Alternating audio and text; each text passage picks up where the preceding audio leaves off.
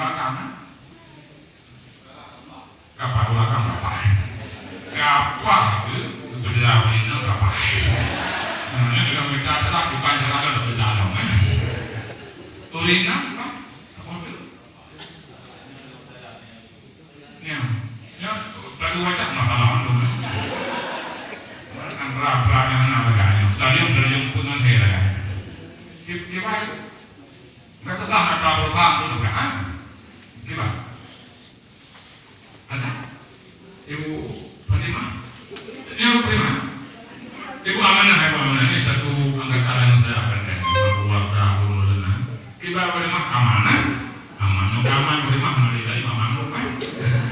Baik, saya kira itu mungkin petikan-petikan yang dapat kami sampaikan. Tidak penting tentang berapa banyak yang kita ketahui dari Nabi, tapi yang paling penting berapa banyak yang sudah kita amalkan dari pengetahuan yang sudah kita miliki. Yang kedua, pengetahuan yang bermakna adalah yang kita praktekkan dalam kehidupan kita. Bila pengetahuan itu tidak kita praktekkan dalam kehidupan kita, maka pengetahuan itu akan pergi sedikit demi sedikit meninggalkan kita. Yang ketiga, penyuluh agama betul-betul harus menganut filosofi suluh di malam yang gelap menerangi kegelapan, tongkat di jalan yang licin itu menopang orang yang mau berjalan. Fungsi penyuluh adalah suluh di malam yang gelap dan tongkat di jalan yang licin. Suluh di malam yang gelap menerangi kegelapan dimanapun penyuluh berada. Tongkat di jalan yang licin adalah menjadi penopang ketika orang mau terjatuh. Mungkin bangkrut atau keluarga berantakan, kuasa, kodoh, kelompok bangkit kembali semangat hidupnya, semangat beragamanya, semangat keluarganya, dan semangat untuk menjadi anak-anaknya. Dan sampaikan bahwa perubahan bangsa dan negara ini dimulai dari keluarga. Tidak ada bangsa yang bahagia bila kehidupan keluarga mereka menderita.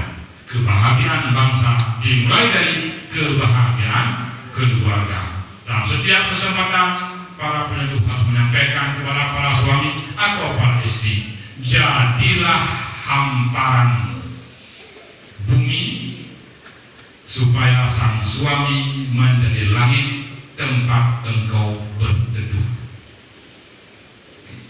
Jadilah bumi tempat dia kembali supaya sang suami menjadi langit tempat engkau berteduh. Jadilah tempat suami merebahkan badan supaya dia menjadi tiang tempat engkau berpegang. Siaplah selalu untuk memberikan layanan supaya sang suami ringan tangan membantumu tanpa diminta. Didiklah anak-anak dengan kelembutan, karena bila anak-anak dididik dengan kelembutan, dia akan belajar untuk menyantuni. Jika anak-anak dididik dengan cinta dan kasih sayang, dia akan belajar untuk menyayangi. Jika anak dididik dengan penghargaan, dia akan belajar untuk menghormati. Tapi jika anak dididik dengan kekerasan, dia akan belajar untuk menyakiti. Jika anak dididik dengan hinaan, dia akan belajar rendah diri, bukan rendah hati. Dan jika anak dididik dengan kemarahan, dia akan belajar untuk membenci. Dengan apa kita mendidik? Seperti itulah anak besok akan menjadi anaknya yang menjadi cucu kita. Begitu seterusnya. Oleh karena itu, didiklah anak dengan baik supaya anak kita menjadi anaknya yang menjadi cucu kita juga dengan cara yang baik, cara yang diajarkan oleh Rasulullah Muhammad SAW. Demikian yang dapat kami sampaikan, lebih dan kurang kami mohon maaf. Terima kasih atas segala perhatian. Hadanallahu wa iyyakum ajma'in. Wallahul ila aqwamit thariq. Assalamualaikum warahmatullahi wabarakatuh.